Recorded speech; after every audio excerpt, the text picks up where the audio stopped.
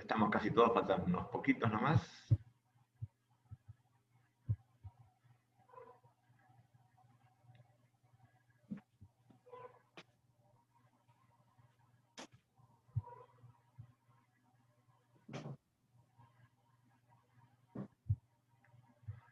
Bien. Seguimos entonces. Estamos entonces mencionando que esta barrera tiene mucha capacidad de determinar quién pasa y de qué manera lo hace. Y también cuánto pasa, porque si estos transportadores tienen que identificar y ligar un sustrato de este lado, es como el que estamos charlando para los receptores, digamos. Su cantidad va a determinar cuánto es lo que puede pasar. O sea, hay algunas sustancias en las que el transportador va a permitir que pase, pero la cantidad que va a pasar no va a ser infinita. Va a estar acotada por la disponibilidad de los transportadores. Bien. Esa barrera es una de las importantes.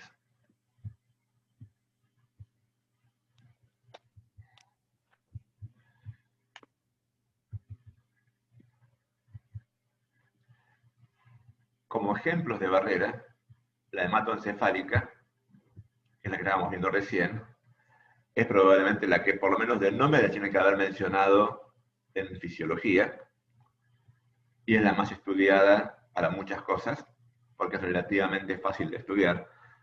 Hay otras dos barreras relevantes en relación a los medicamentos. Para otras cosas puede haber otras barreras, digamos, pero en relación a los medicamentos. La segunda es la placentaria, que preguntaba recién Ivana, creo que sos. Sí. Que lamentablemente, digamos, no es suficientemente eficiente como para garantizar que los medicamentos que le damos a la mamá no lleguen al bebé que está en gestación. Por lo tanto, como les decía recién a ella, digamos, una de las recomendaciones importantes para cualquier tipo de tratamiento, incluso en condiciones, digamos, muy acotadas, como puede ser algunos tratamientos que ustedes van a ver en podología, debería tratar de evitarse o, en el peor de los casos, minimizarse la administración de medicamentos a las embarazadas. Y una de las cosas importantes que uno debería averiguar siempre al tratar a una mujer en edad de gestar es preguntarle si no está embarazada, porque a lo mejor no tiene una panza que uno se dé cuenta, pero resulta que está con un embarazo de 5 semanas, 6 semanas, y ese es justo el peor momento porque es cuando se está produciendo la organogénesis. O sea, todo el embarazo tiene riesgo, pero el periodo más peligroso es justamente el primer trimestre, que es cuando menos se nota. Una tercera barrera que en relación a lo que es la práctica de la podología carece de relevancia, pero para otras áreas de la medicina sí es importante, es la barrera testicular, que tiene especial importancia, por ejemplo, en oncología o en algunos tratamientos que no vamos a discutir, digamos, con ustedes. Bien. Esa noción de barrera es uno de los conceptos relevantes en relación a la noción de distribución y va a determinar qué cantidad del medicamento que está en la sangre va a ser capaz de acceder a algunos órganos, por lo menos. Un tercer parámetro, un tercer proceso farmacocinético tremendamente importante es la eliminación, que, como su nombre lo indica, es lo que explica por qué la droga va a desaparecer de la sangre. Cuando estamos viendo que la concentración está bajando, dijimos es porque la droga está saliendo de la sangre, está desapareciendo de la sangre. Por eso no la puedo medir más. Pero ¿qué fue lo que le pasó? Básicamente se puede haber eliminado de dos maneras distintas. Primera posibilidad, puede ocurrir que la droga esté siendo excretada. ¿Qué quiere decir esto de excreción? ¿A qué alude? A sacar de afuera. A sacarla para afuera, exactamente. Excreción alude a eso. Puede ser, por ejemplo, que esté siendo sacada hacia afuera, hacia la orina. La excreción renal de drogas hace que algunas drogas aparezcan a nivel de la orina. Es un mecanismo tremendamente importante. Pero puede ser que esté siendo excretada, por ejemplo, a través de la bilis hacia el intestino. Eso también es excreción.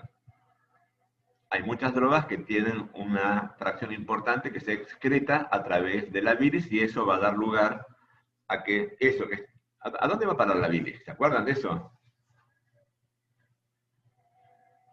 Al intestino delgado, a la primera porción. Exactamente, la bilis terminaba apareciendo en el duodeno. ¿Sí? Y de ahí sigue, digamos, por el resto del intestino. ¿Ya había pasado la droga por ahí si le dimos un comprimido? Del estómago al duodeno, sí, pasa. Sí. Sí. ¿Se acuerdan que vimos el otro día que la absorción de las drogas administradas por vía oral en general se hacía en el intestino? Sí. ¿Sí? O sea, acá estoy mandando de vuelta la misma droga al mismo lugar por donde ya pasó y desde donde había entrado. Eso me puede dar lugar, cuando una droga tiene una cantidad muy grande que se elimina por la bilis, a que vuelva a pasar por el intestino y se vuelva a absorber. ¿Se entiende lo que estoy diciendo? Puede haber una droga que pase 2 veces por el mismo lugar, digamos. Una cuando se la di por primera vez y otra cuando el organismo está tratando de sacársela de encima, vuelve a encontrarse con el mismo lugar por donde entró y vuelve a entrar. Eso, que para algunas drogas es más importante que para otras, por ejemplo en anticonceptivos es muy importante, se conoce como circuito enterohepático. Entró por el intestino, dio vuelta, pasó por el hígado la mandó a la bilis, vuelve al intestino, vuelve a entrar. Ese circuito enterohepático va a alargar para algunas drogas el tiempo que va a estar en el organismo a partir de una única administración. ¿Por qué? Porque está haciendo el mismo camino más de una vez. ¿Sí? Eso, por supuesto, me va a dar una curva un poquito diferente a la que vimos recién cuando estábamos analizando la curva típica. Puede ocurrir que la droga sale para afuera, no en la bilis, no a nivel del riñón, sino, por ejemplo, en el ojo. ¿Puede haber drogas que salgan por el ojo? ¿Hay alguna secreción en el ojo que ustedes recuerden? Lágrimas. Las lágrimas, casualmente. En cantidad, las lágrimas como órgano de salida y de excreción es muy poco importante.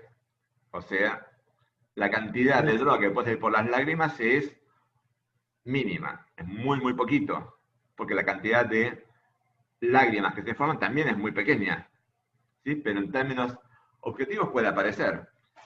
Hay algunos medicamentos que hay que avisarle a los pacientes, cosa que a ustedes no les va a pasar porque no tiene, digamos, no son medicamentos que vayan a utilizar ustedes, pero que cuando aparecen en las lágrimas le ponen color a las lágrimas. Si la persona usa lentes de contacto, por ejemplo, le va a colorear las lentes de contacto.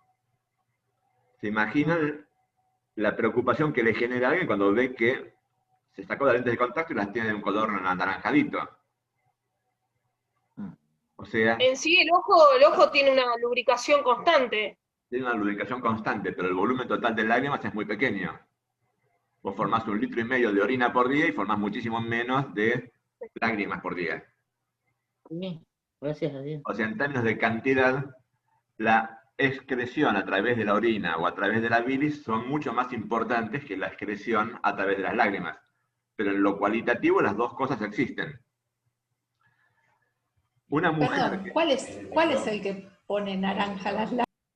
La rifampicina, y hay algunos más, digamos, pero la rifampicina, que es una droga en el tratamiento de la tuberculosis, produce ese tipo de efecto. Y es una de las cosas que hay que advertirle a los pacientes porque se asustan, y con razón, digamos. Y si uno no la avisó, está, digamos, haciendo una prescripción inadecuada. No inadecuada, digamos, pero incompleta. O sea, es parte de la información que hay que pasar al paciente justamente para que no se asuste. Entre otras cosas, porque cuando la gente se asusta, a veces suspende el tratamiento y no es una cosa que pueda suspender alegremente. ¿Sí? Bueno, volviendo a lo que les estaba mencionando recién. Puede haber excreción hacia cualquier órgano que tenga contacto con el medio externo. O sea, excreción alude a eso, la droga atraviesa desde adentro hacia el medio externo en un órgano donde hay contacto con el medio externo. Uno que en cantidad también es poco relevante. La transpiración. La transpiración también. De hecho, la misma rifampicina que mencionábamos recién le puede manchar la ropa porque la transpiración también va a contenerla, digamos. Pero me quiero referir a otra cosa que es en lo cualitativo, digamos, más importante. Y es una de las posibilidades de excreción es la excreción a través de la leche. Cuando una mujer está amamantando, o sea, durante la lactancia, las drogas, los medicamentos que tiene esa mujer en la circulación, la extracción de ellos va a pasar a la leche. Y la leche va a parar al bebé. Con lo cual, un tratamiento que a lo mejor a la mamá le sirve, muy probablemente al bebé no solamente no le va a servir, sino que le va a generar problemas. Hay una cantidad de medicamentos que determinan que tenga que suspender la lactancia o tenga que suspender el tratamiento, pero no puede hacer las dos cosas juntas. El antibiótico, por ejemplo. Esto pasa con algunos antibióticos, esto pasa con algunas hormonas, o sea, hay una cantidad de drogas. De ahí que es importante saber, para cualquier tratamiento, si la persona que lo va a recibir es una mujer, si está embarazada o si piensa estar embarazada, como por lo que estábamos hablando antes, y si tiene un bebé o si está en lactancia, digamos. Por eso va a determinar, y en el caso de ustedes, en principio, es imposible que se acuerden todas las recomendaciones con respecto a cuál sí, cuál no, en embarazo o lactancia. O sea, cualquier mujer en edad fértil que esté en condiciones de recibir un tratamiento, sería importante que tuviera una consulta, digamos, con su médico con respecto a si un antiinflamatorio, si un antibiótico, si cada una de las cosas que puede estar tomando, que no son prescritas por ustedes, pero que ustedes van a ver tratamientos, es compatible o no con su estado, digamos. Pues no siempre esas cosas se advierten y eso genera problemas que son evitables. Esto viene a cuento de que ustedes van a ser parte de un equipo de salud y tienen que estar alertas a más cosas que las que son meramente responsabilidad directa de ustedes. O sea, tienen que pasar mensajes saludables a la gente, digamos, y reforzar, digamos, la interacción de cada una de las personas con el sistema de salud. ¿Sí? ¿Se entiende esta idea? Bien. Excreción, entonces, es una de las formas por las que la droga puede estar desapareciendo de la sangre y yo no me la encuentro cuando la voy a buscar. La otra forma relevante es la biotransformación. Biotransformación alude a que el organismo tomó a esa droga como sustrato de alguna reacción química y le genera un cambio. Con lo cual ya no tengo más la droga, sino que voy a tener un producto derivado de ella, que es un metabolito. Tanto la excreción como la biotransformación hacen que la droga no esté más. En un caso porque salió para afuera y en el otro porque fue reemplazada por un metabolito. Pero la droga ya no está más en ninguno de los dos casos. O sea, los dos juntos son los mecanismos de eliminación. La mayoría de las drogas tienen excreción y tienen biotransformación, pero hay algunas que tienen mucho más de una cosa que de la otra. O sea, dependiendo de las características propias de la droga, puede que sea principal la forma de eliminación a través de excreción o que sea predominante la eliminación a través de biotransformación. Para la mayoría de las drogas, insisto, digamos, existen las dos cosas, pero con proporciones que son muy, muy variables. Biotransformación puede haber en lugares donde haya enzimas. ¿Dónde puede haber enzimas en el organismo? ¿Las enzimas dónde están? ¿En el páncreas? Yo pregunto al revés. ¿Hay alguna parte del organismo donde no haya enzimas? Esa es otra pregunta. En todos lados hay enzimas. Están distribuidos por todo el organismo. Hay algunos órganos que tienen más capacidad enzimática que otros, pero todas las células tienen enzimas. De hecho, hay enzimas incluso en la circulación, sueltas. Hay una cantidad de enzimas presentes en la circulación que fueron secretadas, digamos, por algunas células que siguen funcionando a nivel circulatorio. O sea, biotransformación tiene capacidad de realizar cualquier parte del organismo, pero hay algunos tejidos más competentes que otros. El órgano principal de biotransformación, ¿cuál será? ¿El hígado? El hígado. De lejos el hígado es el principal órgano de biotransformación. No es el único, pero normalmente la mayor parte de la biotransformación se hace en el hígado. Una capacidad muy importante por cantidad y sobre todo por cómo está localizado.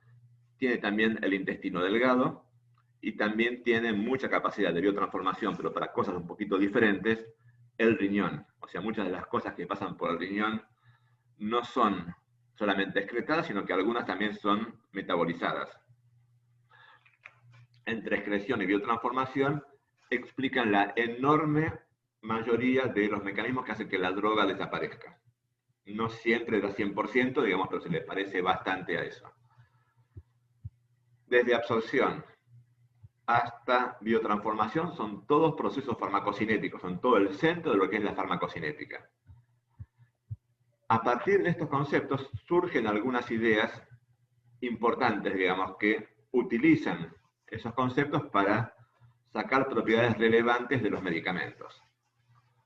Uno es la noción de biodisponibilidad, que vamos a discutir dentro de un ratito si tenemos suerte, y también nociones como la acumulación. Hace un ratito, una de las compañeras, no me acuerdo cuál, había preguntado por el intervalo y qué pasaba, digamos, con la administración de una nueva dosis de un medicamento. Cuando alguien preguntó por antibióticos. Sí. Yo, profe. Vos, Marta. Sí. Bien. Cuando Marta preguntaba por el antibiótico, dije, ese es un ejemplo justamente un poco más complejo, pero les cambié el eje a la hipertensión. Los hipertensos reciben medicamentos todos los días durante la mayor parte de su vida, de una vez que empiezan el tratamiento. O sea, es una enfermedad crónica, como creo que la mayoría de ustedes conocen. Vamos un segundito a esta curva. Sí, profe. Si yo necesito, digamos, que esté el efecto, les dije, cuando pasó por acá bajando, el efecto va a desaparecer. Yo tengo necesidad de que el tratamiento dure más tiempo que esto que aparece acá. Antes de que caiga por acá, le tengo que dar una nueva dosis como para que vuelva a recuperar la acción. O para que la sostenga, para decirlo más adecuadamente. El asunto es que la primera vez estaba arrancando de cero y cuando se lo estoy dando por acá, está arrancando de un valor un poquito más alto, ya tiene algo de droga.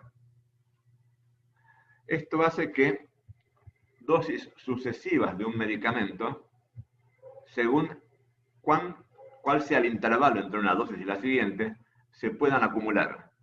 Hay muchos tratamientos cuya concentración no es lo mismo cuando empieza que después de una cantidad de tiempo. Esto se aplica fundamentalmente a los tratamientos crónicos. De esto también tenemos que hablar. En el caso de ustedes, hay algunos tratamientos que son prolongados. Por ejemplo, muchos tratamientos antimicóticos requieren tiempos prolongados de tratamiento. Y ahí una de las cosas que uno puede encontrar es justamente esta noción de acumulación. Con lo cual, lo que uno no vio a lo mejor el primer día, puede ser que se lo encuentre al cabo de un mes de tratamiento, o de una semana de tratamiento. Eso, digamos, hay que prestarle atención.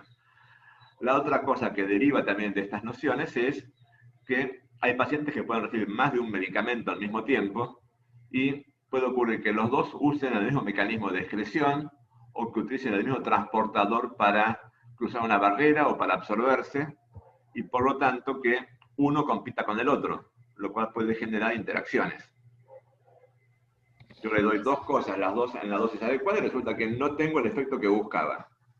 ¿Puedo hacer una pregunta, profesor? Sí, por supuesto. Respecto de la acumulación, cuando se empieza a usar la glucosamina para tratar las articulaciones, por ejemplo, se usaban unos sobrecitos, todavía no estaba a la venta libre como hay ahora.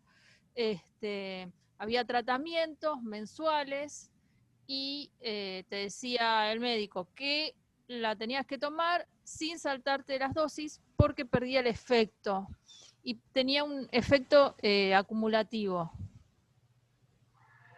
Sí, Vos la dejabas de tomar y era como empezar el tratamiento de vuelta. Vos tenías una reacción a través del tiempo por haber ingerido esa cantidad X, no sé, recién a los 15 días. ¿Qué esto? Es todo esto de lo que estamos hablando acerca de la acumulación, pero con... digamos, todo ese discurso que me estás haciendo Sí, es perfectamente aplicable a la acumulación. O sea, sí. hay muchas sustancias a las que se aplica eso que estás diciendo.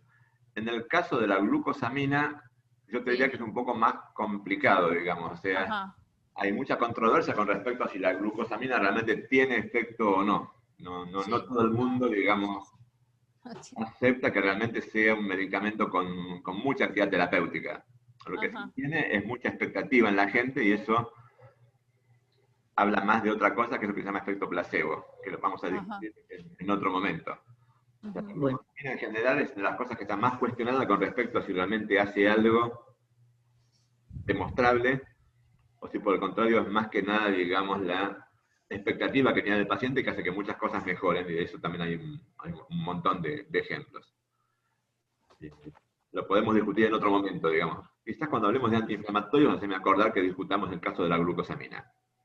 Eso viene después, digamos, de terminar con las generalidades. Bueno, todo esto sería el esqueleto de lo que deberían conocer de farmacocinética. O sea, qué es cada uno de estos procesos farmacocinéticos y sus principales rasgos deberían ser, digamos, por lo menos conceptualmente conocidos por ustedes. Vamos a hablar un poquito más de algunos de ellos ahora y en particular de algunas cosas un poquito más complejas. Bueno, esta es la explicación de la figurita que vimos antes de la barrera hematoencefálica. Esto que aparece acá es un recordatorio de algunas de las propiedades. El dibujo intenta ser didáctico, no es para nada fidedigno, como creo que se han dado cuenta fácilmente, de lo que es un nefrón. El nefrón es la unidad funcional del riñón, como creo que todos recuerdan, y esto básicamente nos viene a cuento para discutir un poquito esa noción de excreción que yo les mencioné que en gran medida se podía hacer por el riñón. No es ni el único, ni necesariamente para todas las drogas el principal, pero en muchísimos casos es el principal órgano de excreción, el riñón. Y les insisto, excreción es que la droga tal como está, o sea, sin cambios, sale desde el medio interno hacia el exterior. ¿Sí? ¿Qué cosas intenta mostrarles esto? Esto que está aquí arriba intenta representar el glomérulo. ¿Qué cosa era el glomérulo? el glomérulo es Donde se iba La unidad absorbiendo. de filtrado. Perfecto, es donde se va a hacer el filtrado. Pero ¿qué cosa es? ¿De qué está hecho? ¿Que es de porcelana? No, No, afortunadamente no. De un tejido celular. Bien, vamos por el camino correcto. Me había falta un poquito más de precisión, quizás. Sí. Está constituido básicamente por capilares. Es un ovillo de capilares. Y capilares que tienen justamente, a diferencia de lo que vimos en la barrera, sus células endoteliales con uniones bastante separaditas, con lo cual funciona como un filtro. ¿De acuerdo? A nivel del glomérulo, lo que se va a producir es la filtración de moléculas pequeñas. ¿Por qué dice de moléculas pequeñas?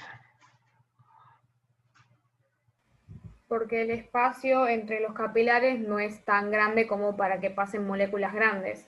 Exactamente, el espacio entre las células endoteliales del capilar, o sea, no es entre los capilares, sino en las células que forman el capilar, Claro. tiene un tamaño que permite que las cosas chiquitas pasen, pero las grandes no. ¿Sí? En definitiva, es el tamaño de la malla del filtro lo que va a determinar, digamos, quién pasa y quién se queda del lado de adentro. O sea que tiene un gran poder de absorción. Acá no estamos absorbiendo nada, o sea, lo que estamos haciendo es dejando pasar, digamos, las cosas que están Imagínense que el capilar glomerular es como si fuera una manguera. ¿Sí?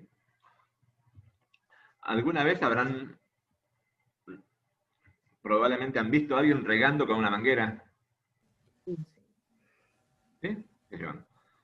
En una plaza, digamos, el pastito, digamos, de vez en cuando hay gente regando con una manguera o en algún jardín, o si tienen, digamos, casa con jardín, les habrán visto ustedes o algún vecino, digamos. Sí, sí. Bien.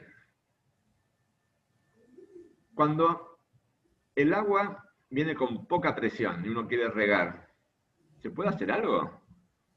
Le pones el dedo en la punta. Le pones el dedo en la punta, básicamente, y eso hace que tenga que pasar por un orificio más chiquitito y por lo tanto, digamos, la misma presión genera, digamos, que salga un poquito mejor. ¿Qué pasa si la manguera está pinchada? Y Se sale escapa por una los... parte del agua. Donde te obstruyen un poquito la punta, empieza a salir más, digamos, por donde estaba la pinchadura. Sí. ¿Sí? Sí. Bueno, el capilar glomerular se parece bastante a eso, digamos. A una manguera pinchada en la cual el contenido se puede escapar y eso va a depender en parte de cuán cerrada esté o no la punta, el extremo, digamos, de salida de esa manguera. Es probable que ustedes hayan estudiado en fisiología que el riñón tiene glomérulos y que la función de filtración glomerular es crítica para la vida. Y que el riñón tiene capacidad de autorregulación. Ujú.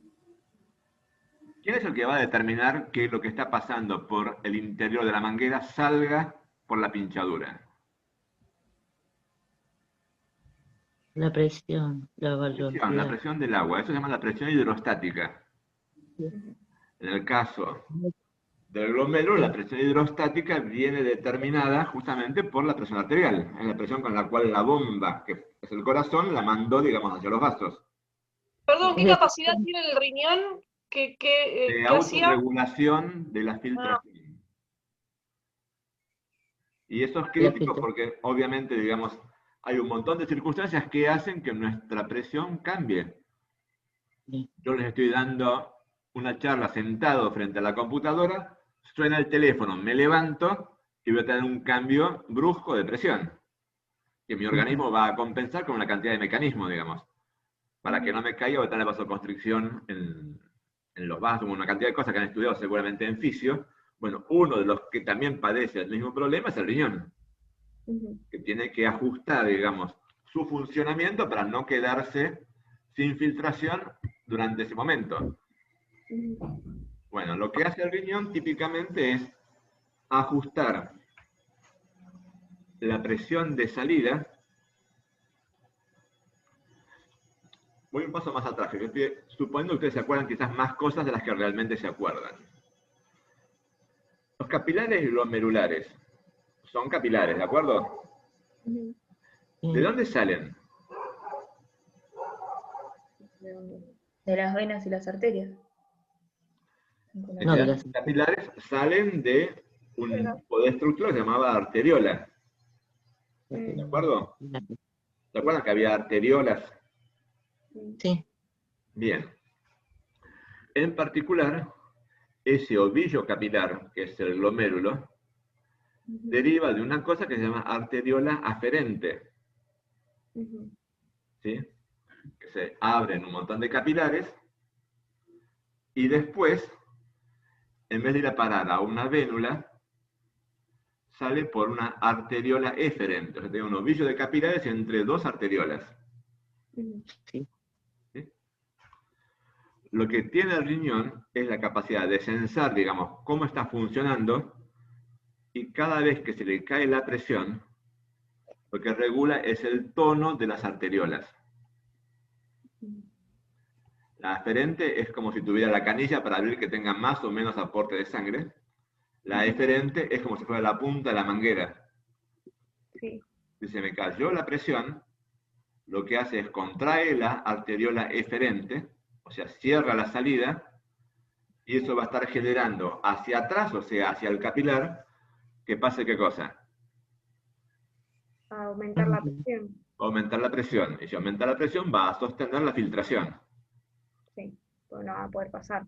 Porque no va a poder pasar, digamos, por la salida, con lo cual, digamos, le está aumentando la salida donde está pinchado, digamos. Ujú. ¿Se entiende la idea esta? O sea, esa filtración tiene un montón de mecanismos de autorregulación y se aplica a moléculas pequeñas. Lo de pequeñas tiene que ver con el tamaño. ¿Qué cosas no filtran por el riñón que ustedes conocen?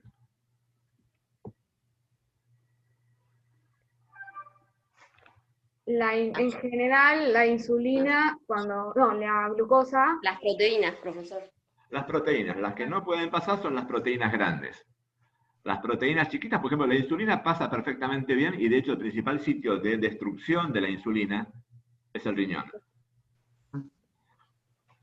Que lo que hace, a diferencia de lo que estamos hablando, la insulina es una cosa que se metaboliza, se degrada, o sea, es sustrato de enzimas en el riñón, que no es justamente lo que vamos a estar discutiendo en este momento. Pero, por ejemplo, un anticuerpo, que es una proteína muy grande, no puede pasar. O sea, llegó por la sangre al riñón y pasó de largo por el glomérulo, no puede filtrar, no tiene tamaño como para ser capaz de atravesar las penetraciones de los capilares glomerulares.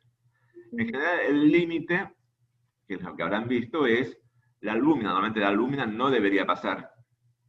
De ahí que una de las cosas importantes que se hace cuando uno estudia a una persona con enfermedad renal es ver si tiene proteinuria, que eso me quiere decir que tengo el riñón afectado, o sea, no está haciendo bien su función, y lo que más se mide es si tiene o no albuminuria. La albúmina no debería ser capaz de filtrar. Las cosas más chiquitas que el tamaño de la albúmina pueden pasar. En general, el límite de exclusión son moléculas de entre 25 y 50.000 de peso molecular. Eso para las proteínas es un tamaño relativamente pequeño. Para los medicamentos que vamos a ver en farmacología, es mucho más grande que todos ellos. O sea, en general, no hay un problema de que las drogas no puedan filtrar por su tamaño, porque son más chiquititas que ese tamaño que permite pasar la fenestración de los capilares glomerulares. O sea, si algo no aparece en la orina, en general no es porque no filtró, si un medicamento no aparece en la orina, no es porque no filtró, sino porque alguna otra cosa pasó en el medio que no permitió que llegara hasta la orina. Porque no tiene una restricción de tamaño, porque en general son más chiquitas que eso. Insisto, hay excepciones y ustedes van a hablar de anticuerpos monoclonales. Un monoclonal es un anticuerpo, es una inmunoglobulina, eso seguro no filtra. Pero la mayoría de los medicamentos que vamos a ver son mucho más chiquititos, digamos, que ese tamaño. Lo que viene a continuación, esta estructura que aparece acá, es lo que se conoce como tubo contorneado proximal. Lo de contorneado es por la forma esta que tiene, creo que llegan a ver, ¿sí? Que da como vueltas. Ese tubo contorneado proximal, fisiológicamente, es el principal sitio donde se va a reabsorber agua, donde se va a reabsorber la glucosa, donde se va a reabsorber los aminoácidos. Hay un montón de mecanismos fisiológicos tremendamente importantes de absorción de muchas cosas, y también es un sitio donde hay algunas cosas que van a ser excretadas, en realidad secretadas, hacia la luz tubular, o sea, hacia lo que va a ser la orina. Por ejemplo, ácidos orgánicos son frecuentemente secretados hacia la luz tubular ahí. Ese túbulo es un sitio tremendamente importante. El otro día cuando estábamos hablando de la glucosa y la producción de glucosuria en los diabéticos, ¿se acuerdan que era consecuencia de que el diabético tenía tanta glucosa que superaba la capacidad de reabsorción? Y me la encontraba en la orina. Bueno, la capacidad de reabsorción que está superando es justamente la del contorneado proximal, que es donde se tiene que realizar ese proceso. Hay muchas drogas que entran a la orina, o sea, son secretadas a la orina, a través del contorneado proximal. Fundamentalmente, no solo, pero fundamentalmente porque son aniones orgánicos, o sea, ácidos relativamente débiles. La mayor parte de los antiinflamatorios no esteroides que vamos a ver dentro de la semana que viene, espero, se secretan hacia la luz tubular ahí. Lo que viene a continuación, esta estructura que estoy marcando acá, es lo que se conoce como el asa de Henle. ¿Se acuerdan? ¿Se acuerdan algo del riñón, no? Sí. Estoy viendo caras de que estoy hablando en chino básico y me pone nervioso eso. El riñón tiene corteza y La médula. reabsorción. Ahí. ¿Se acuerdan que había corteza y médula en el riñón? Depende, porque hay algunas cosas que filtran y otras que no filtran por ahí. Hay una parte que puede absorber el agua y otra parte que no, cuando va subiendo el asa de Henle no absorbe agua o algo así. Si esto Depende fuera un corte del riñón, cosa que no daría tan justo como está, donde yo estoy pasando el cursor ahora, Sí. digamos, por acá tendría que estar el límite entre lo que es la corteza y lo que es la médula renal. Los médulos están en la corteza y lo que se mete en la médula es el asa de Henle, que es lo que va a permitir el mecanismo de reabsorción de agua por el mecanismo de contracorriente, que en algún momento seguramente han estudiado, digamos, o sea, por lo menos alguna idea deben tener de esto. ¿Se acuerdan que la médula renal tenía un intersticio, o sea, lo que está rodeando todo esto que estamos viendo acá, que es un intersticio que cuanto más profundamente se mete en la médula, más hipertónico es? ¿Estudiaron eso o no? Sí, profesor. Bueno, Sí que lo estudiamos. la idea es que el asa de Henle básicamente lo que permite es la salida del agua. Principal, no es lo único que hace, pero lo más importante que hace es permitir la reabsorción de agua a partir de ser permeable al agua en un... Perdón, ¿qué dijo? Cuanto más se mete en la médula, más hipertónico. Más hipertónico, el intersticio medular, cuanto más profundo estás en la médula, más hipertónico es. O sea, hay todo un gradiente